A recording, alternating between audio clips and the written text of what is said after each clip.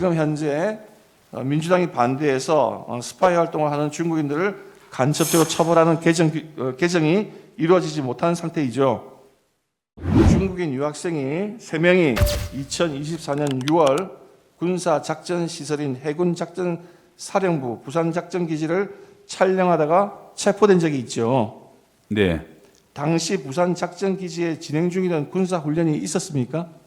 네, 그게 한미연합훈련인 프리덤 매치 훈련이었고, 당시 그 훈련을 하기 위해서 해군 그 부산 기지에 미 항공모함 루즈벨트함이 정박하고 있었습니다. 2024년 11월경에도 중국인 관광객이 가장 철저한 보안이 요구되는 국가정보원 청사를 당국의 허락 없이 무단 촬영하다가 적발된 사실도 있죠. 네. 2024년 12월경 또 중국인이 국가보안시설인 제주국제공항을 드론으로 불법 촬영하다 적발된 사실도 있죠. 네. 이런 사례들은 중국 정부가 민간인을 활용해서 수행하는 하이브리드전의 일환으로 평가할 수 있습니까? 그 단정적으로 평가를 하기에는 정보가 부족합니다. 그렇지만 우리가 그런 중국인들을 간접적으로 처벌하지는 못했죠. 그렇습니다. 언론 보도에 따르면 2024년 1월부터 10월까지 국가 핵심 기술 등 해외 기술 유출 사건 중 18건이 중국으로 관련되어 있다고 합니다. 그래서 한국의 기술을 탈취하는 주요 국가가 중국으로 지목되고 있습니다. 이러한 어떤 조직적인 기술 탈취도 하이브리드전의 일환으로 볼 수 있습니까? 네, 광의로 그렇게 볼 수 있을 것 같습니다. 기술 탈취는 국가 안보뿐만 아니라 우리 국가의 경쟁력에 심대한 위협이 되기 때문에 관심을 기울여야 된다고 생각합니다. 중국인들의 이와 같은 간첩 행위를 간첩죄로 처벌하기 위해서는 형법상 간첩죄의 규정을 적국에서 외국어로 개정해야 하는데 지금 현재 민주당이 반대해서 스파이 활동을 하는 중국인들을 간첩죄로 처벌하는 개정이 이루어지지 못한 상태이죠. 안타깝게 생각합니다. 예, 지금 그 문제와 관련해서 한동훈 전 대표가 대표 시절에 민주당의 간첩죄 개정 규정과 관련해서 동의를 했다가 동의를 철회해서 지연된 것에 대해서 유감 표명을 한 적이 있습니다. 알고 계십니까? 네. 현재는 그게 법사위원회의 계류 중이라고 하는데 지금 그 시기가 그때 여야 합의로 개정하기로 했으면 벌써 수개월 전에 끝났어야 될 문제인데 지금 현재도 법사위원회 계류 중이고 미뤄지고 있어서 이런 처벌 규정을 활용할 수가 없게 된 상황이죠. 네, 안타깝게 생각합니다.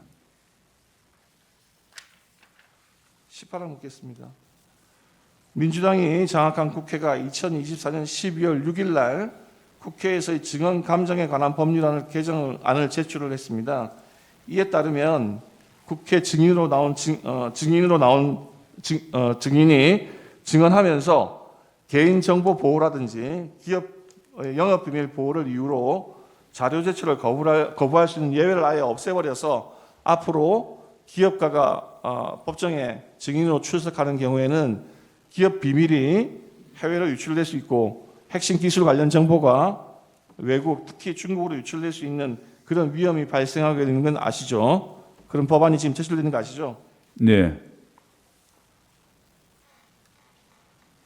이렇게 어떤 외국인의 스파이 활동을 처벌할 수 있는 간첩죄 규정 개정이 미루어지고 있고 국회에서의 증언감정법에 따라서 영업비밀 보호나 기업비밀 보호가 이루어지지 않게 되면 우리나라는 중국을 비롯한 다른 나라의 어떤 하이브리드전 위협에 무방비로 노출될 수밖에 없는 상태여서 안보실장으로서는 굉장히 답답하게 생각하고 계시죠. 네, 그럴 위험성이 있다고 생각합니다.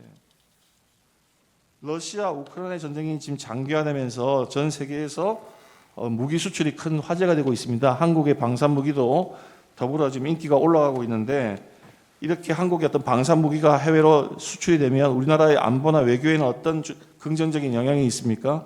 네, 경제적인 그 성과 외에도 국방 협력과 나아가서 국가 간의 유대화 협력이 강화됩니다. 특히 무기 교환성 문제를 통해서 한국과 미국 그리고 미국을 주축으로 하는 이 여러 동맹국가들 사이의 협력이 굉장히 굳건하게 될 그 가능성이 있기 때문에 이런 방산 무기 수출이 굉장히 중요한 의미가 있는 것이죠. 네. 지금 근데 민주당은 국내 방산 기업이 무기를 수출할 경우 국회의 동의를 받도록 하는 방위사업법 개정안을 당론으로 채택한 바 있습니다. 이렇게 되면은 방산 무기 수출이 사실상 굉장히 어려워지게 되는 거 맞습니까? 그렇습니다. 예, 15분 추가하겠습니다. 네, 하십시오. 예, 그럼 다음 주 하나만 묻고 15분 나중에 네. 반대시문에 쓰겠습니다. 네. 국정원이 2023년 10월경 중앙선거관리위원회를 한번 보안 점검을 했습니다. 보안 점검을 했더니 선관위 직원 이메일이 북한 측에 해킹이 당했다고 하고, 그 다음에 이 IT 기술상으로 통합선거인 명부 조작, 투표자 수 조작, 투표관리관의 사인, 지역구 선거관리위원회의 청인, 그리고 그런 파일들 다 탈취할 수 있고 온갖 조작이 이론상 가능할 정도로 보안이 허술했다라고 발표한 바가 있습니다.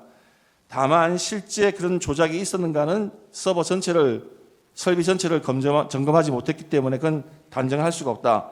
근데 만약 이런 상태의 보안 상태라고 한다면 중국이나 또는 북한의 하이브리드전을 이용한 어떤 IT 기술을 이용해서 중앙선관위 서버를 해킹해서 선거에도 영향을 미칠 가능성은 이론적으로는 존재하는 것이죠. 뭐 해킹에 대한 대비책은 강화할 필요가 있다고 생각합니다. 국정원 보안 점검 결과 기술적으로 이렇게 발표를 했는데 그렇다고 한다면 그런 위험성이 있어서 그 보안 기술을 더 강화해야 된다. 그 말씀이신 거죠?